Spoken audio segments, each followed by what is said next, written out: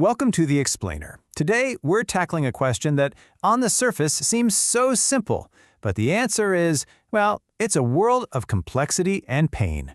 Using insights from Verywell Mind, we're going to deconstruct one of the most misunderstood situations a person can possibly face. Right. This is it. This is the question that so many people ask, maybe out loud, maybe just to themselves. It seems logical, doesn't it? If a situation is bad, you just leave. But as we're about to see, that simple question completely misses the overwhelming and often invisible forces that are really at play. All right, so here's our game plan for this explainer. We're going to start with that big question everyone asks. Then we'll dive into the hidden web of barriers that make leaving so incredibly hard. After that, we'll talk about what it takes to reclaim your own reality, the actual process of deciding to leave, and we'll end with the single most important thing: safety. Okay, let's get right into it. Leaving an abusive relationship is almost never a single clean-cut choice. It's more like trying to untangle a giant, knotted web. There are so many powerful, interconnected factors that can make a person feel completely and utterly paralyzed. It's so much more than a simple choice. So let's start with the stuff that happens inside a person's head, the psychological barriers. There's often this constant hope that the abuser will change, right? They promise they will, and you get sucked into that cycle. Past trauma can also make your body just freeze up. And then there's gaslighting, this insidious form of manipulation where someone makes you literally question your own sanity. Put all that together, and a person's confidence can be completely shattered. And you know, beyond all the mind games, there are these huge, real-world walls that can trap someone. Abusers are masters at controlling the finances, leaving their partner with zero access to money. If you have kids together, the fear of uprooting their lives or even losing them is terrifying. Plus, abusers work really hard to cut their partners off from friends and family, so their entire support system is just gone. These are not excuses, they are massive, practical roadblocks. And all those barriers we just talked about, they're all sitting under this giant dark cloud of one thing: overwhelming fear. The source material is crystal clear about this. The threat of what might happen isn't just a bad feeling, it's a statistical reality. The moment someone decides to leave is often the most dangerous time of all. And that danger is terrifyingly real. According to the CDC, 1 in 5 homicides are committed by intimate partners. Just let that sink in for a second. 1 in 5.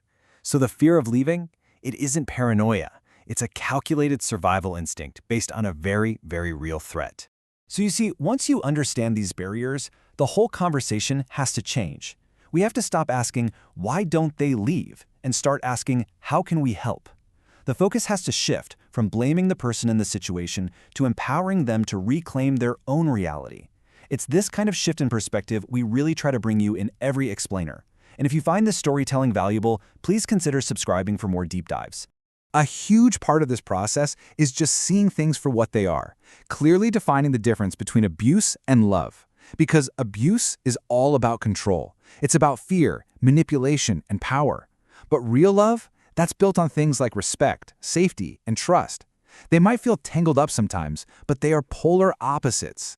And this, right here, this might be the single most important message in this entire explainer. Abusers are experts at making their partners feel like it's all their fault. But the responsibility for abuse lies 100% with the abuser. Always.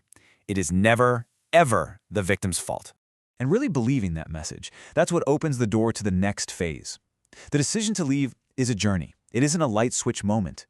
It can take weeks, months, sometimes even years. It's this incredibly courageous process of unlearning all the lies and finally choosing to prioritize yourself. The source highlights these 4 critical turning points. First, truly recognizing that what you're experiencing is not love. Second, understanding the difficult truth that this kind of abuse almost always gets worse over time.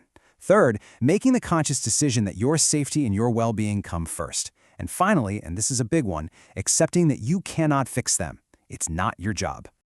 And because leaving is so dangerous, a safety plan is absolutely essential. We're not talking about just packing a bag and running out the door. A safety plan is a thought-out, practical strategy. It might mean secretly stashing some money, figuring out a safe place to go, and knowing exactly who you're going to call. It is literally a strategy for survival. And that brings us to our final and most crucial point. No one should ever have to do this alone. Your safety is the absolute #1 priority, and there are people and resources out there ready and waiting to help.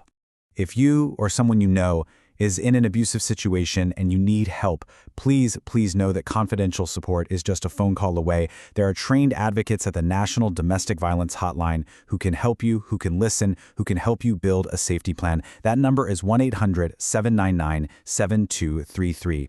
So, we want to leave you with this question. The real change happens when we, as friends, as family, as a community, stop judging and start supporting.